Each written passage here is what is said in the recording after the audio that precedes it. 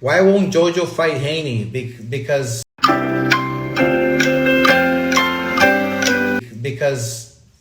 Haney hasn't been promoted right. Haney hasn't been promoted right. Haney hasn't been promoted right. Haney hasn't been promoted right. Haney hasn't been promoted right. He has. Who knows Haney here? I would rather do Ryan Garcia versus Jojo Diaz. So just be happy with that. What else? And the biggest mistake y'all made was thinking I'm gonna forget something. What up, Fight World? It's your boy Ego, and I'm back with some more boxing. The clip you seen at the beginning was Oscar De La Hoya. I do believe promoter Ryan Garcia. And that was a few years ago. He kept saying, why should I put Jojo Diaz Jr. in with Devin Haney? Who knows who Devin Haney is? Who knows Haney? This, that, and the third. On the screen, I will have you know that tables turn. This was about a week out. Ryan Garcia's tickets on the left-hand side. He was fighting in the Toyota Center in Texas. He's from Victorville, California, so I'm not sure why they put him in that specific location, but that's what Golden Boy decided to do, right? And the tickets were $62 a piece because, you know, it's a big venue or whatever in Texas. On the right is about a week out from Devin Haney's fight this Saturday, and you see the tickets are very sparse, very scarce, and they had to actually open another section.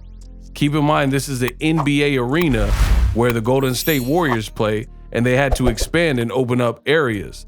So it's so funny. I had to make this follow-up video. You went from Oscar De La Hoya saying, who is Devin Haney? Who knows Devin Haney? And all this type of stuff, to only having to be forced to make the Jojo Diaz fight a few years ago. And what do I mean by forced?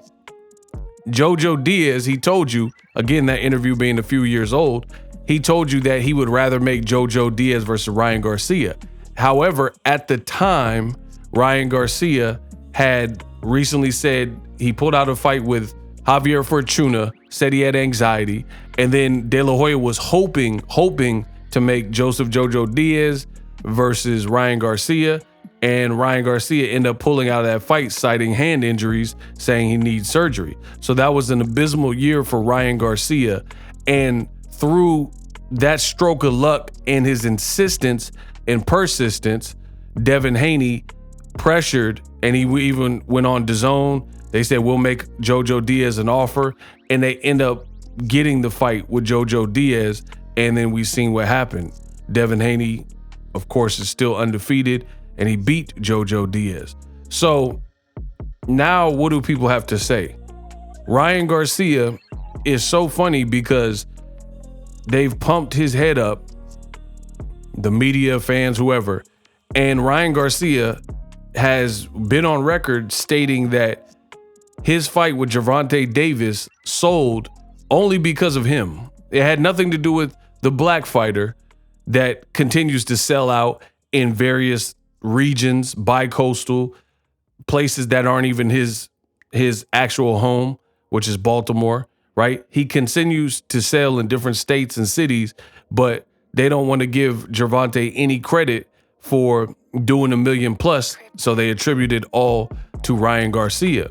But again, I will show you on the screen, these are Ryan Garcia's ticket sales for his fight with his last fight that just happened with Oscar Duarte. So if what Ryan Garcia said was true, that he was responsible for the ticket sales for the Gervonta Davis fight, and it had nothing to do with Tank, how come his very next outing against Duarte, you know, it looked like they had to give away tickets and do the Groupon thing? And I just find this funny. I find it hilarious because old media, they continue to say, like, for example, old media will say black fighters or Cuban fighters are boring, right? Certain styles, at least. They'll say, oh, it's boring. We want to see action, not be put to sleep. So Ryan Garcia coming off a loss, he's an explosive guy, speed, power. Oscar Duarte had 11 knockouts in a row. So according to old media, they're saying it's not Gervonta Davis, and we'll get to Devin Haney in a second, but they say Gervonta Davis is not the reason why the Ryan Garcia fight did what it did. They're saying it's Ryan Garcia, but then how come when Ryan Garcia steps out on his own against the style that old media, they're saying that they want to see Oscar Duarte come forward guy with power, he's not duplicating those numbers. It's like Jay-Z said, I heard motherfuckers saying they made Hove. Made Hove say, okay, so make another Hove. How come Golden Boy didn't make another Hove if they're responsible for the Gervonta Davis fight being a success, even though it was completely a Showtime product and presentation? From the All Access to the epilogue to the promotion, they were the lead promoters. So I find it funny because this is what old media, they said they want to see this style, Ryan style, explosive, and Duarte style. And another black fighter, American fighter, that received the very same treatment in terms of not getting any credit and saying, oh, he can't sell. You know, his fights are no good. Well, they put him at home. And again, I will show you a blown up version. These are the remaining ticket sections. So it does not look like Devin Haney is having any problems selling. If anything, he's having problems having enough seats to match the demand and the capacity of fans that want to come see this particular fight with Regis Prograis. So I will say job well done to Rematch Room, Eddie Hearn, Devin Haney, his dad also promotes. And then Regis Prograis has done a good job, as well as his strength and conditioning coach. They've made it very fun, very entertaining. And as a result, it's a good fight, even if they didn't trash talk, even if there was no back and forth. It would automatically be a good fight. You know what I mean? Devin Haney moving up in weight, intriguing fight. But even more so with the added theatrics and the banter and the back and forth and the trash talk is really being received well, which is great for the sport of boxing. And I did want to make this video just to rub it in the face of the haters, because Oscar De La Hoya, you've seen and heard the clip at the beginning, he was like, who knows Haney?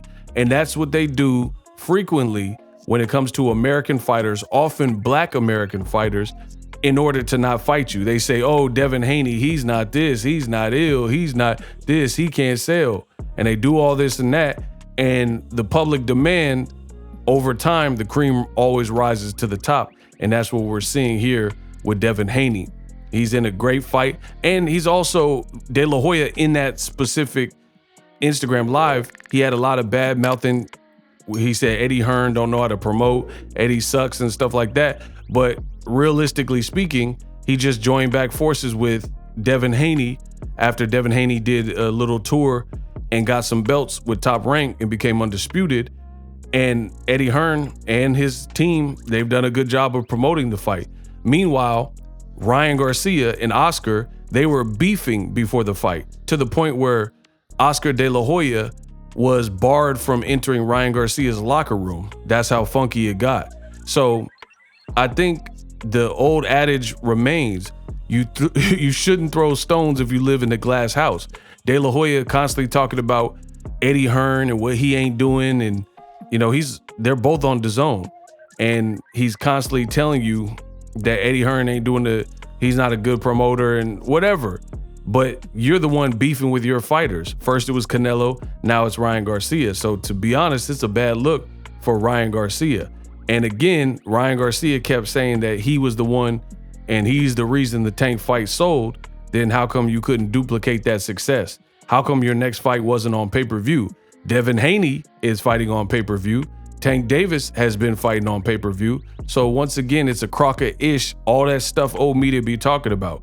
Nobody wants to see Devin Haney. Like, you know, I've seen all the insults, oh, Pillow Fist Haney and all that, but they're comfortable putting his fight on pay-per-view and it's selling well.